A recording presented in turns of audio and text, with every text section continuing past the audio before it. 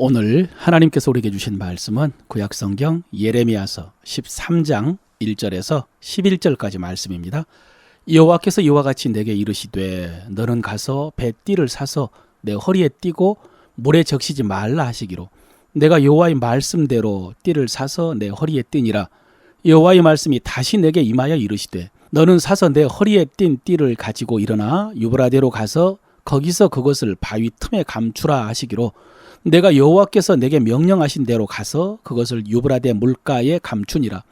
여러 날 후에 여호와께서 내게 이르시되 일어나 유브라데로 가서 내가 내게 명령하여 거기 감추게 한 띠를 가져오라 하시기로 내가 유브라데로 가서 그 감추었던 곳을 파고 띠를 가져오니 띠가 썩어서 쓸 수 없게 되었더라.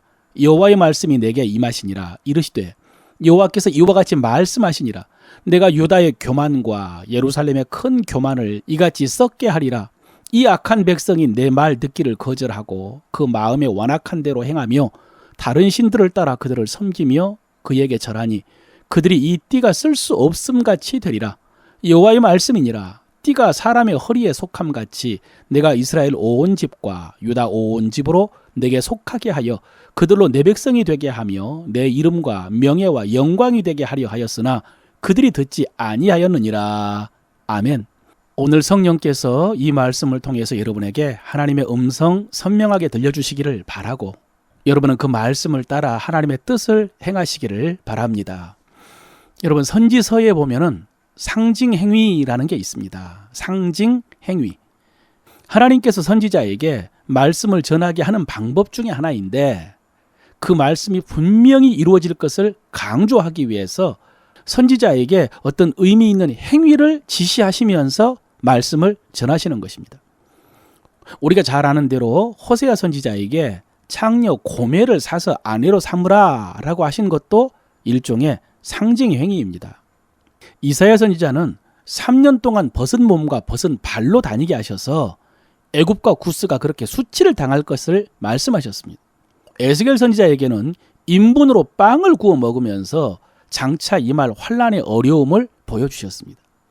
오늘 하나님께서는 예레미야 선지자에게 이렇게 말씀하십니다. 띠를 사서 허리에 띠라. 그리고 또 말씀하십니다. 그 띠를 유브라데 강으로 가서 바위 틈에 숨겨놓고 오라. 그리고 여러 날 후에 또 말씀하십니다. 그 띠를 가지고 오라. 가서 봤더니 그 띠는 썩어서 쓸 수 없게 되었습니다.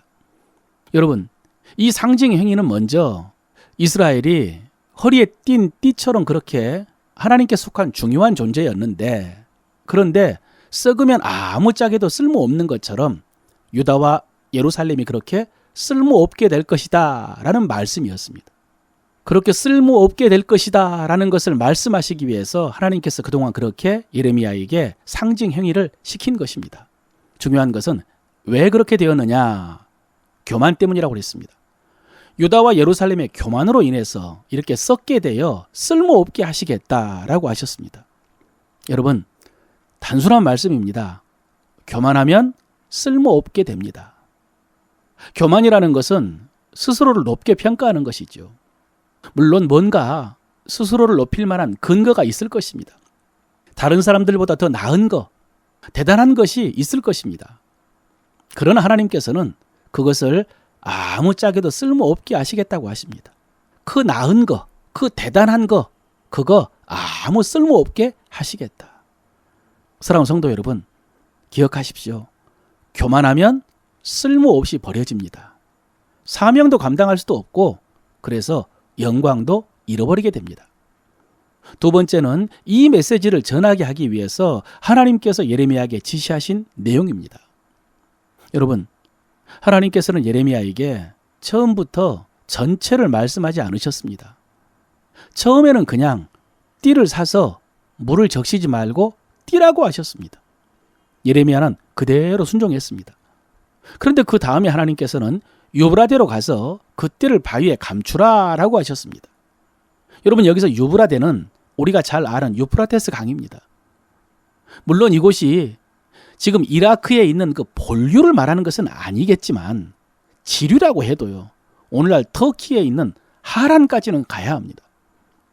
그 먼 곳까지 가서 띠 하나 감추고 오라고 하십니다.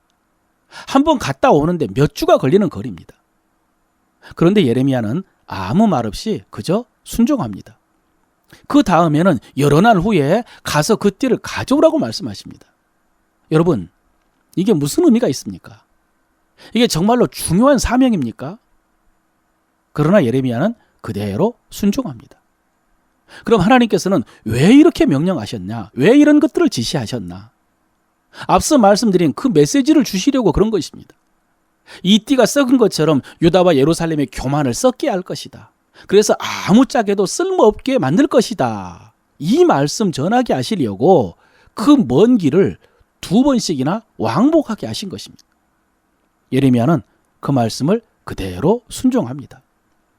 여러분, 저는 이 말씀을 묵상하면서 코끝이 찡했습니다. 사실 요즘 제가 생각하는 것 중에 한 가지가 설교 준비가 너무 어렵다는 것입니다. 가뜩이나 선지서 예레미야서가 참 어려운데 계속해서 반복되는 심판에 관한 말씀을 오늘 성도들에게 전해야 되니까 그것도 참 어렵습니다. 더구나 오늘의 만나를 유튜브에 올리다 보니까 교회에서 그냥 설교하는 것보다 몇 배나 많은 시간이 필요합니다. 마치 매일 주일 설교를 준비하는 그런 느낌입니다. 그런데 그보다 더 힘든 것은 이렇게 전한 말씀이 얼마나 의미가 있느냐는 것입니다. 어떤 의미가 있나, 어떤 역사를 이루나, 이것을 확신할 수가 없어서 사실 더 힘들었습니다.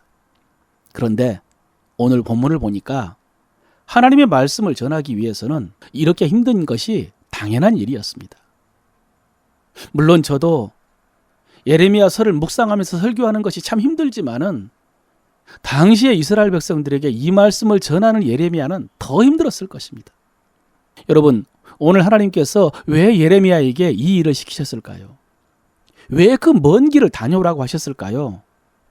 더 분명한 말씀을 주시기 위해서입니다. 그냥 말씀을 들려주시고 전하라고 하실 수도 있지만은 더 분명하게 확신을 주시려고 직접 경험하게 하신 것입니다. 이렇게 분명히 썩을 것이다.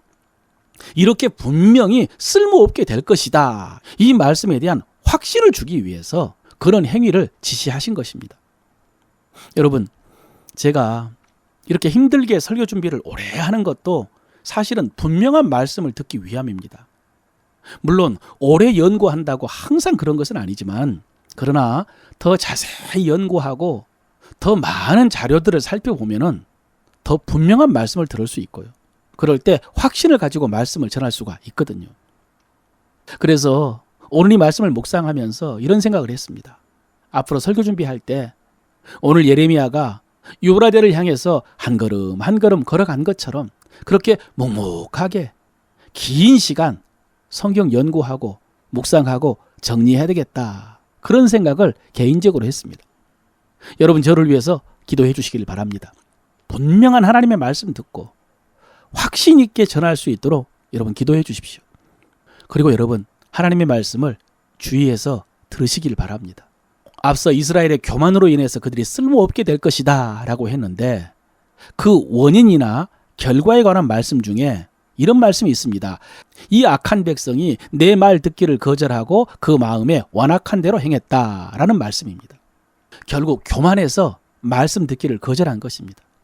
말씀 듣지 않고도 얼마든지 잘 살 수 있다는 것이죠. 그러나 그러다가 망했습니다. 그러다가 쓸모없이 버림받았습니다. 사랑하는 성도 여러분, 여러분은 겸손하게 하나님의 말씀 잘 듣고 그 말씀을 따라 행함으로 오늘 이스라엘처럼 쓸모없게 버림받지 말고 하나님께 요긴하게 쓰임받고 하나님의 영광에 참여하시기를 주의 이름으로 축원합니다.